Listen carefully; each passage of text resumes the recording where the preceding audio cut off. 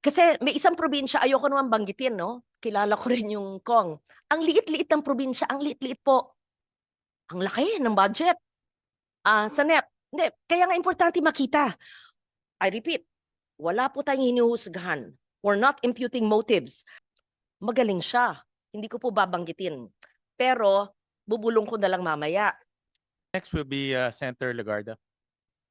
Thank you, Mr. Chair. I would like to welcome Secretary Dizon and the new DPWH family, but I understand marami pa rin old, and to be fair, there are many competent, hardworking, and honest and loyal women and men of DPWH from 1998 whom I've known. Others have probably retired. So recent events have shown that there's so much to be done. Your job is very difficult. It's very challenging. We are, how do you say, uprooting a system that has been left to worsen, not just past years, dekada.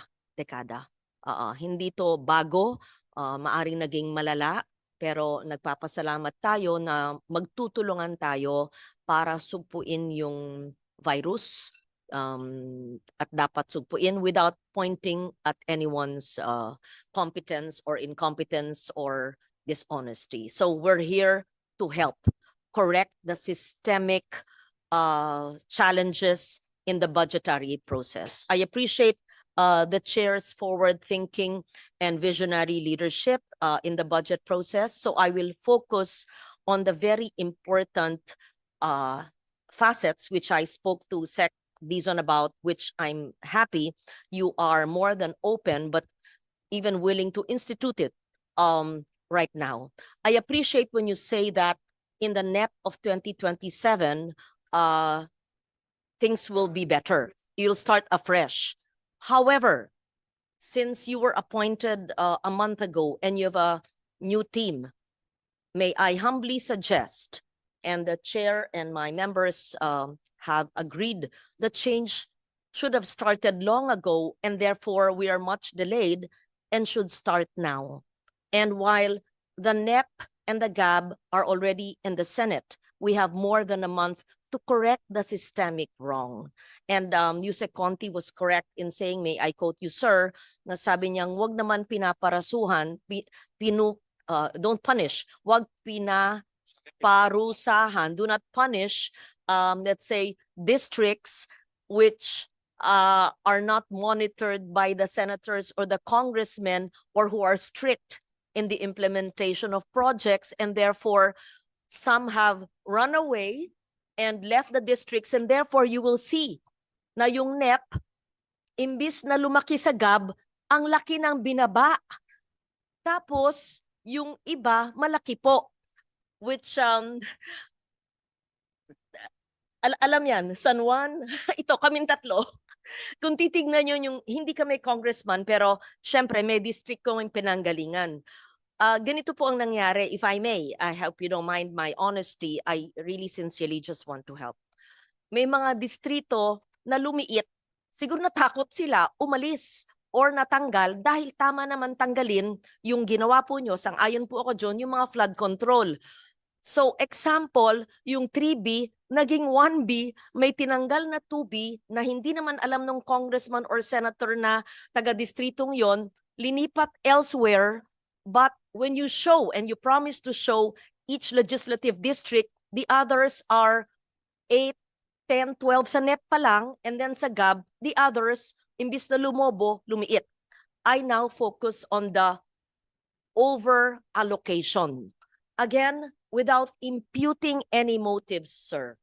Alam natin na, I've been politics for so long, dapat baguhin po natin yung sistema na kung sino ang malapit sa kusina, siya po ang malaki. Do you agree, Sec Dizon? I think it should be based on population, based on the need of the people, based on the challenges on the ground. Bundok ba siya? Kailangan ba ng tulong tao? Population, land area, and the configuration, right?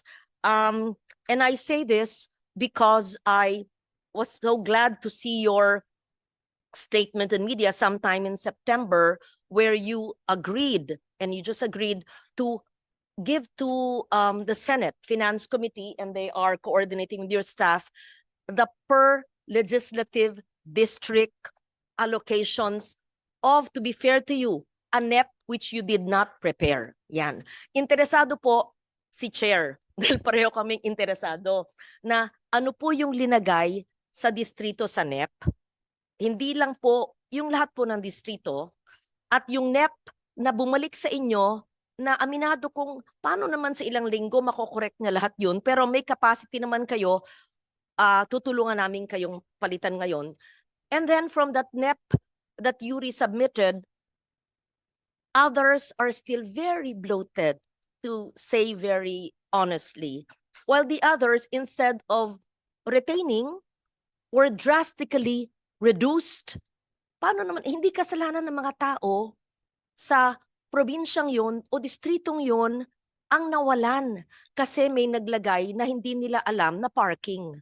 Now, maybe you can make definition of terms, na narinig ko lang yung mga salitang parking recently from all the hearings. So my question is, may we know if by today we will be able to have, which you already have, share please, the per legislative district of the NEP evolving to the GAB. Then we will see the inequity, the inequitable distribution. And if there is such an inequitable distribution, and I call it, sir, the over allocation.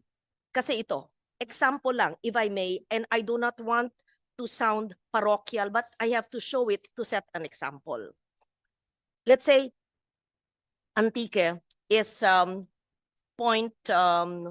land area is Antique in terms of population is 0.6% of Philippine population. Kung babasahin natin sa population, pero ang infrastructure na binibigay ay 0.3%. At i-compute natin yung population at land area, more or less, dapat 3.5 billion. Pero ang na-allocate po, you'd be surprised, 1 billion. From the NEP, ayan si RD, napakatino ni RD. I know, natutuwa ako, taga-Bugasong yan, RD6. Magaling at mabait at honest at mabilis. Yan, RD Pruto. Yeah, imagine, no, ibase po nyo sa populasyon at sa land area. Again, I'm not being parochial because yun ang datos meron ako. Tignan po nyo, marami pang ibang probinsya at distrito, mga mukhang inapi. Ay, kung i-compute nyo, maybe you have another computation, I'll give you the time, dapat more or less 3.6. Ang nakalagay po, 1.1. Kasi hindi po ako humihingi. Hindi ako yung kapatid kong congressman, huwag kang hihingi. At alam ni RD, hindi ako naglagay sa NEP. Paparusahan dahil hindi humihingi, dahil hindi po naglalagay. Tapos, sa simula po sa NEP, malaki. Dahil na sinabi na bawal ang flood control, tama naman po, dahil sa pagkakataon ngayon na hindi tama yung pag-construct ng iba, so lumiit at sa GAB, naging 1.1. And I speak not just for one district that has very small infrastructure projects based on this formula that I said. I speak perhaps for more than half of the members of Congress nang maaring hindi lang po naglalakas ng loob magsabi po sa inyo o sa mga leadership sa otoridad.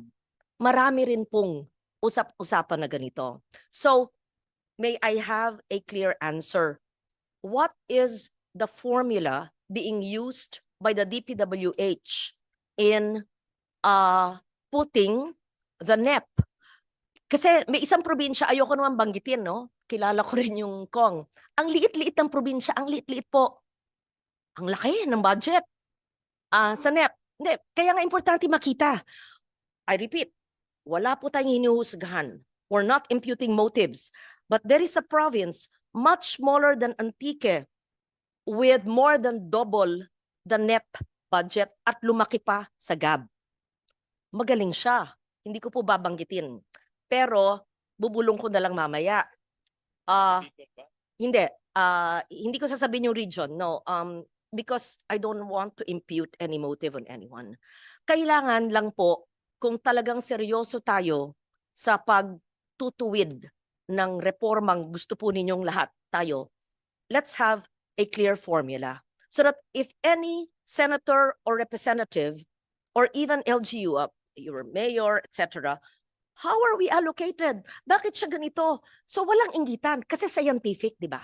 Kung scientific, kung science-based lahat, hindi kung sino malapit sa kusina, hindi arbitrary, hindi yung naglagay.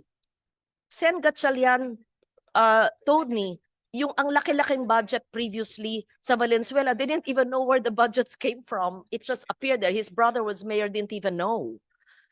So having said that, I hope I'm very clear.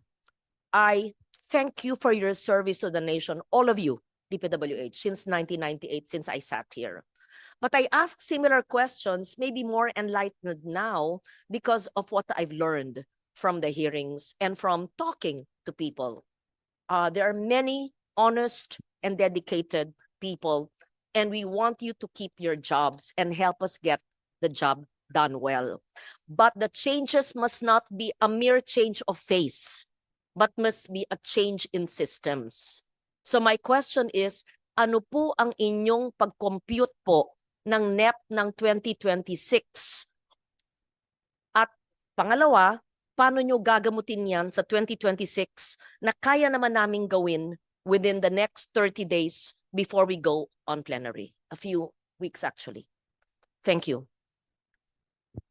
Mr. Chairman, Madam Senator, thank you very much for all your inputs. No, very, very important. But let me just categorically answer them. Number one, be quite frank.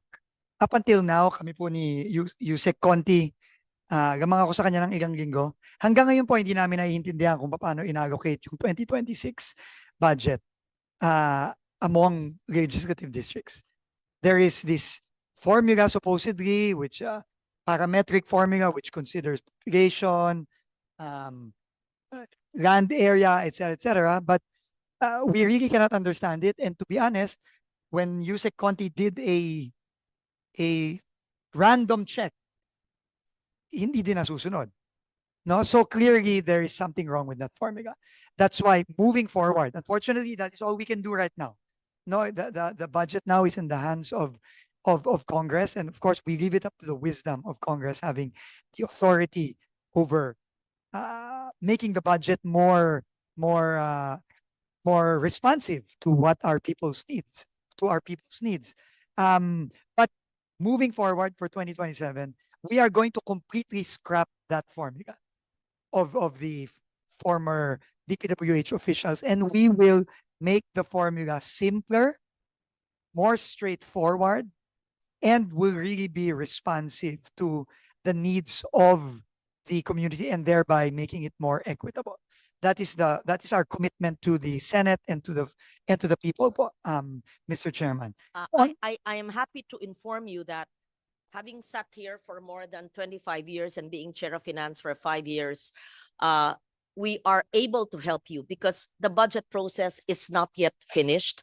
While it is not in your hands, when you give us this afternoon the legislative districts, and then we will see the kinds of projects nanggaling na sa inyo at kay JV yung asphalting, makikita naman nyo For example lang, a district has, sabihin mo ng 12B, makikita nyo yung top projects, ay parang ito, alam mo may something, di ba? So you can actually skim, make it more equitable, then have a pot, at saka yung mga naapi, bigyan ng classroom. Gawin mo lang stricto talaga, yung hindi pwedeng mag-corruption. Classroom. Matutuwa si Sexani dahil napabayaan yan sa mga nakaraang dekada sa backlog ng classroom. Or retrofitting ng bridges, I leave it to you, yung ipaglilipatan. Ibig sabihin, may mga distritong ang lalaki ng land area, ang laki ng populasyon, 1B. Meron naman mas maliliit or kasing laki, 10B. Bakit ganun? So, kung hahayaan po natin na sa 2027, so parang hinayaan natin yung sugat na lumala kung papabayaan at meron tayong kapasidad, alam ko po, na gawin kasi nandito pa lang tayo. We're only halfway done. Gab pa lang eh. Gab pa lang. We have 3 weeks, 1 month. You can do it in a few days as soon as you give us the per legislative. Actually, I have. I just want it to come for you para official document. We already have. That's why I'm able to ably tell you the monitoring per districts without imputing motives on the congressman. They may not even know. Yes. Ma'am, you're absolutely correct. I mean, again, we leave it up to the wisdom of the Senate. Alam niyo naman po, Senate has always been the bastion of reform. And ano po, we will submit the list right after this hearing, Mr. Chairman. And please help us po. Also, especially moving forward as we try to fix this. Clearly, it's a broken system, Mr. Chairman. It's been broken for some time now. As you said, maybe even decades, Mr. Chairman. So we will be very, very pleased to work with the Senate to fix this broken system, and we will give the list right away. May I know what are the red flags when you see the legislative districts allocation? Ano po yung mga red flag na babantayan nyo na pwede nyong iskin para ma-reallocate sa mga naaping distrito dahil hindi sila pumapayag ng so-called parking? At pangalawang tanong, hinahayaan pa rin ba natin ang parking na hindi po nanggaling po sa congressional representative or hindi rin po alam ng district engineer, nag-appear na lang po ang proyekto na hindi alam minsan ng RD. Mag-a-appear na lang. Nangyari Opo. yun sa Valenzuela. Opo, ngayon po, pipilitin po natin hindi na mangyari ngayon yan, no? Moving forward. Pero dito po, like I said, no? Personally, I had no hand in the preparation of the budget, no? But what we tried to do po, 5 things po we tried to do. We removed all the locally funded flood control. That's number 1. We tried as best as we can with the help of the DBM to remove all duplications. Yung po yung mga red flag, no, na pinigit natin tanggalin. But again, kung meron pong makita ang Committee on Finance, by all means po, tanggalin po natin yan. Yung mga completed na pinopondahan pa rin, na completed na dapat last year or the year before, na nag-a-appear pa rin sa budget, tanggalin din po natin yan. We tried our best to remove as many as we can, but if there are more, please feel free din po to remove them as well. Yung pong mga facing na napakarami, no, yung pong na-notice din po ng ibang members ng Independent Commission on Infrastructure. Yun din po, we tried our best to fix that. Pero kung meron pa rin po, I would assume red flag din po yun. And finally po, to also look at yung pong utilization at yung absorptive capacity na lagi pong sinasabi ng ating Kongreso, no, to make sure na yung pondo ay magagamit ng tama at magagamit ng mabilis. So yun po ma'am ang aming mga tinignan. But again, kung meron pong makita pa ulit ang ating Committee on Finance, we would be more than happy po to have those projects removed and reallocated as seen fit by the Senate. Thank you for that. I appreciate giving those. And since the budget was not prepared by you, but you were given the 1 week where you only took away the flood control, yes, and possible others, but did not really study each and every district. There was no time. You have the time now, at least by the time we get to plenary, and with your team of experts there, you will be able to see what could other possible red flags could be. At pag hindi po alam ng inyong district engineer, at pag hindi alam po ng congressman, at pag hindi alam ng RD, is that not a red flag and it just appeared in that province? You are absolutely correct, ma'am. We will do that and we will work with you and the Committee on Finance. There are instances when the district representative does not know that that project exists, and to be fair to them, they will be blamed if the project will be substandard, hopefully not ghost. And if there's any problems with the project, sabihin, Sa congressman yan, maski hindi naman niya alam, di ba? To be fair. So, may I, yes, you heard it, the list of all the NEP and GAB of the legislative districts so that there's a transparent study para masusing pag-aaral for transparency. At yun naman ang hinihingi ng taong bayan matagal na at yun din ang hinihingi namin para hindi na kami ma-blame na magpapasa kami ng budget na hindi namin masusing pinag-aral.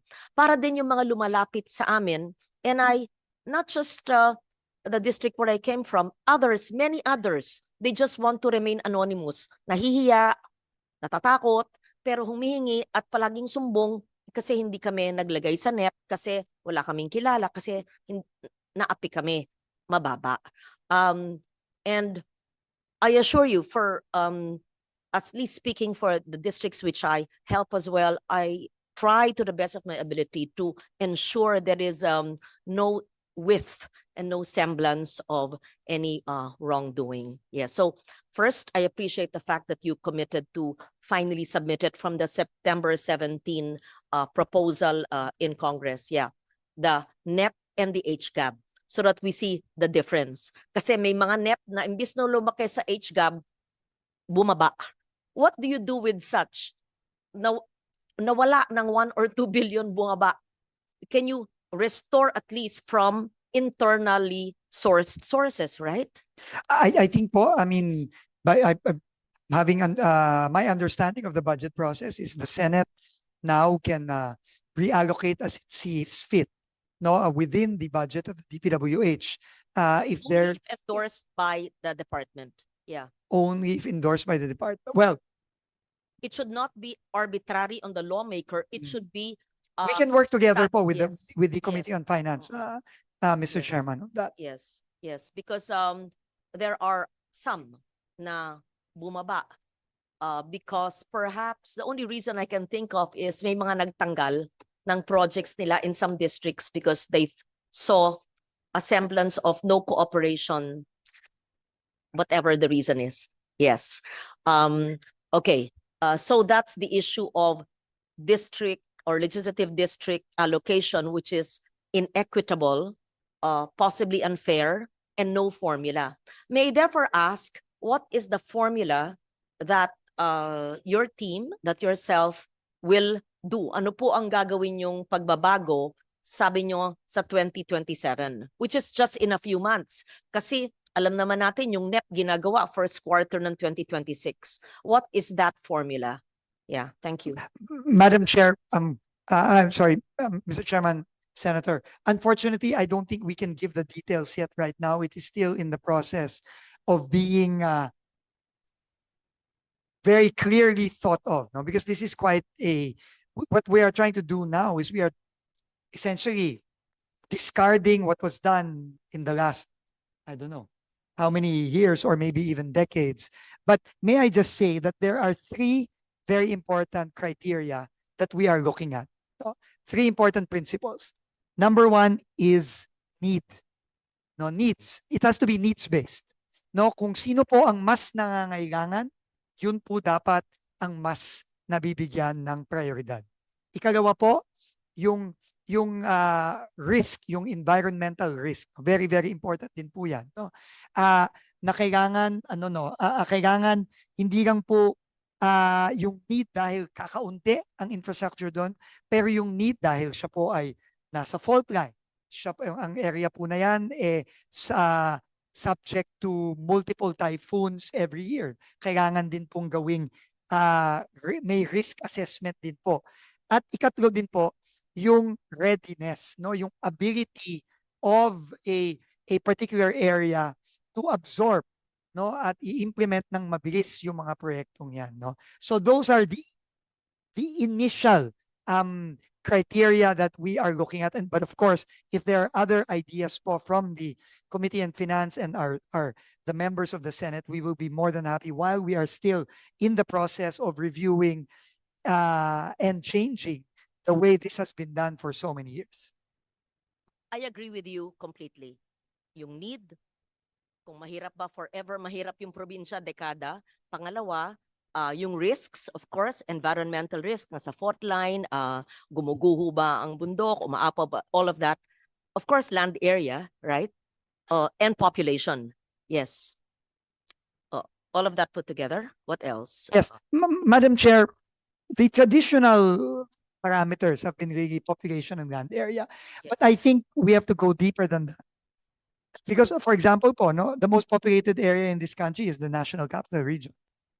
But in terms of need, in terms of roads, bridges, the other areas will need more than the NCR. But they are obviously the most populated areas. So need we really need to make it, and risks. yes, we need to really make it more holistic in approach, and really, the right term, as you have correctly pointed out, is equitable.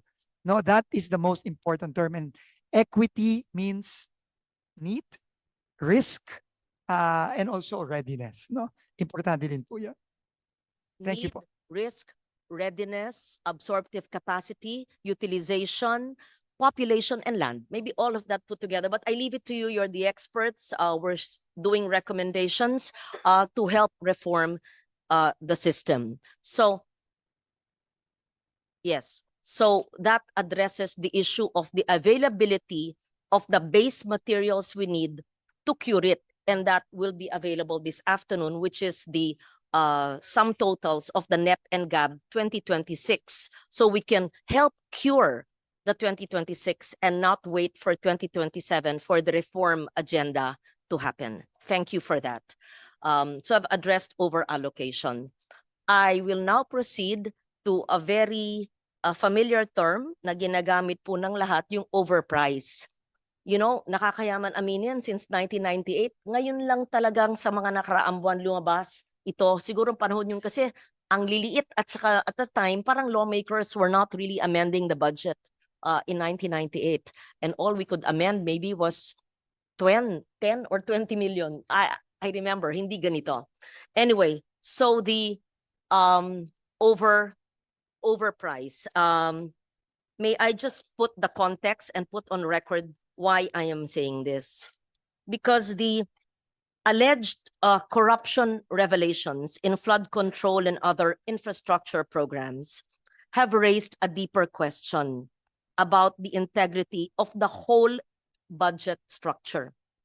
So if the agency's line item costs were inflated, lumaki, through institutional years, if not decades, of institutionalized overpricing, then the problem may not be limited to a few so-called anomalous projects. So in short, we are grateful for your quick action on deleting the flood control.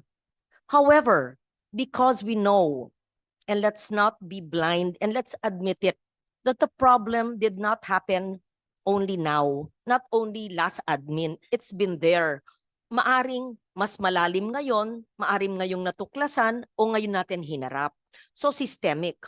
So given this, it becomes reasonable to ask whether the current DPWH budget as it stands, amounting to more than 600 billion in the NEP of 26, is it structurally bloated?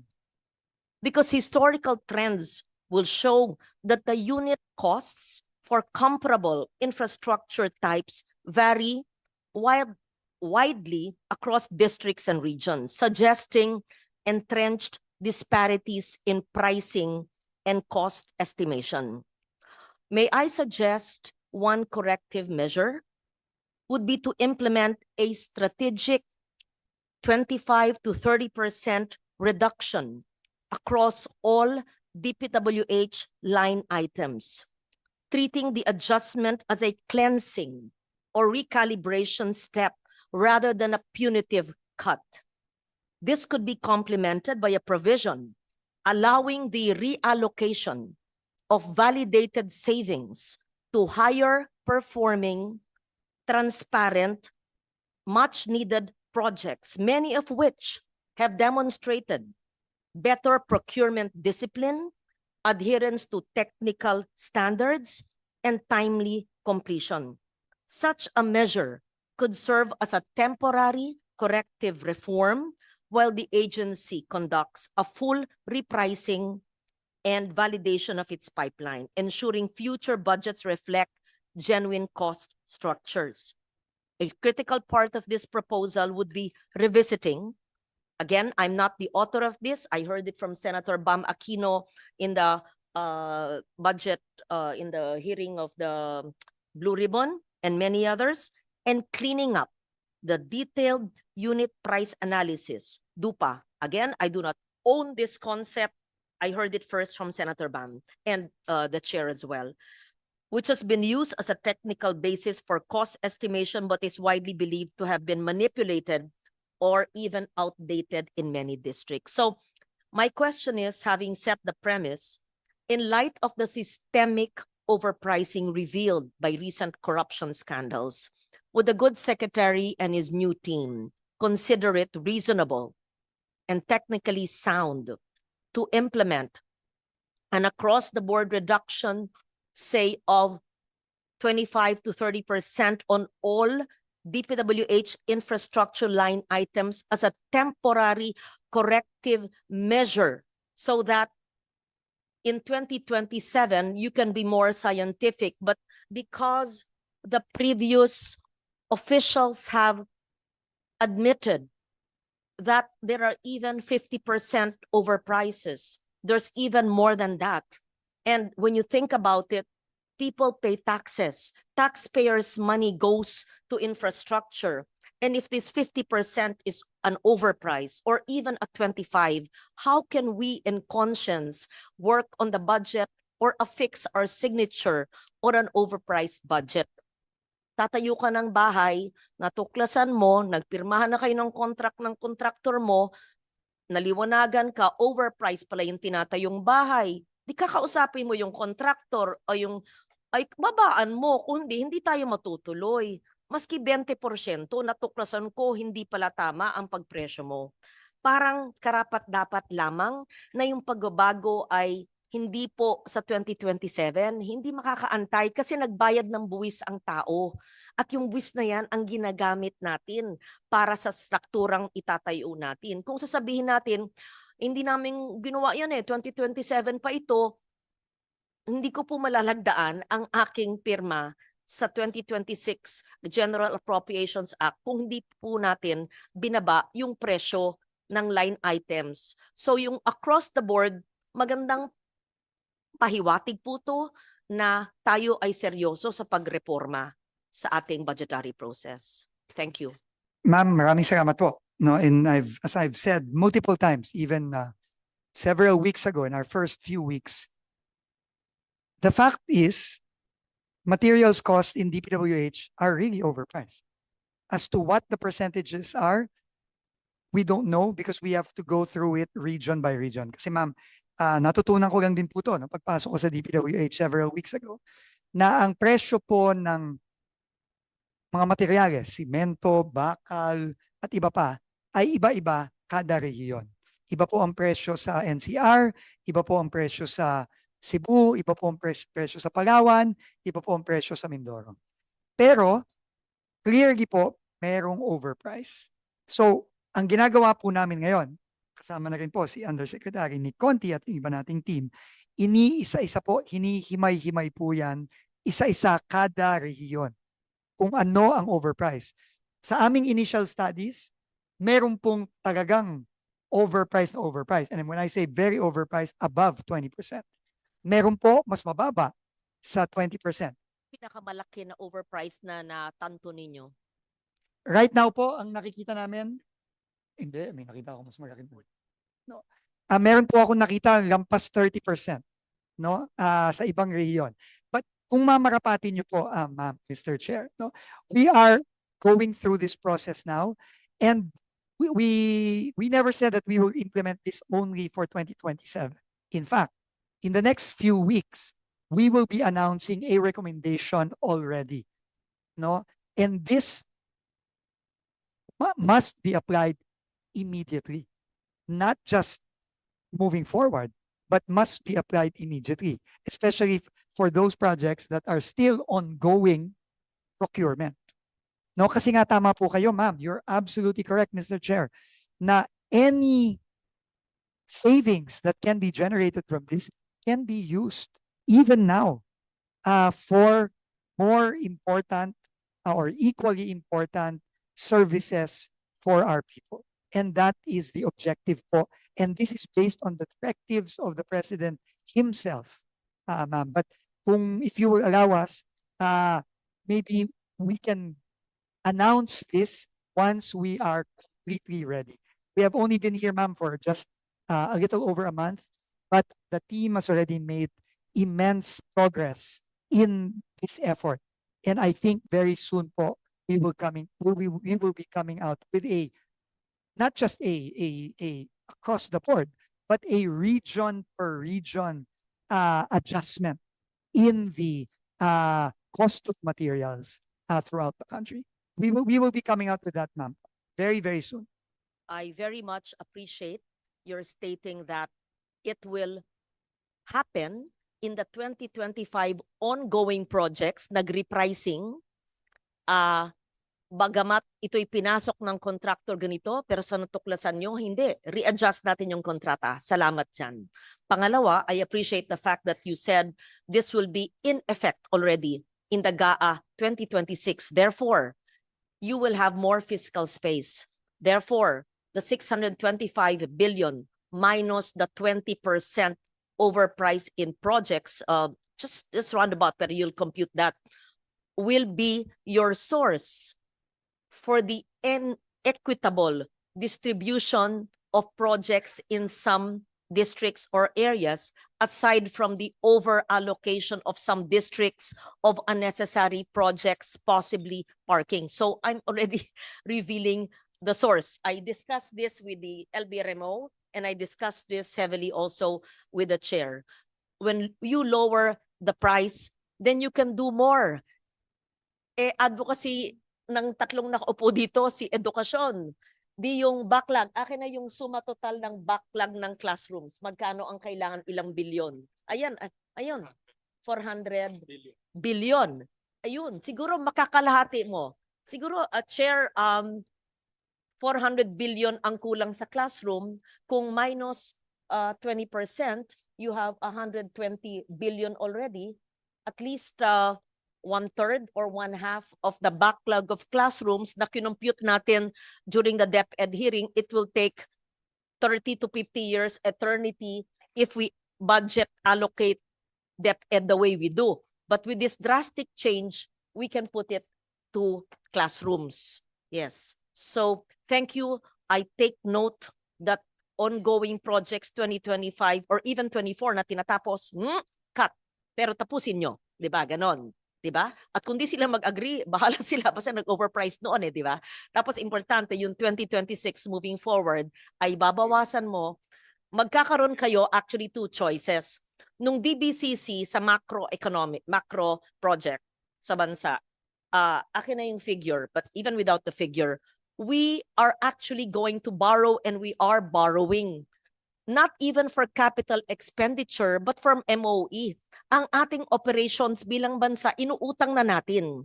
So that is not good for our overall macroeconomic standing. So when you bring down the project costs, then you will either have deficit savings, we will no longer have to borrow much more to cover our deficit, either deficit savings. Pero kung gusto pa rin yung gastusin and we continue our borrowings, then it will go to more important clean infrastructure. Absolutely correct, Mr. Chairman. Absolutely. So correct. we will expect that within the next few weeks before we go to plenary, before the end of November, by first week of November, so that we can also adjust the budget. Yes. Thank you for that.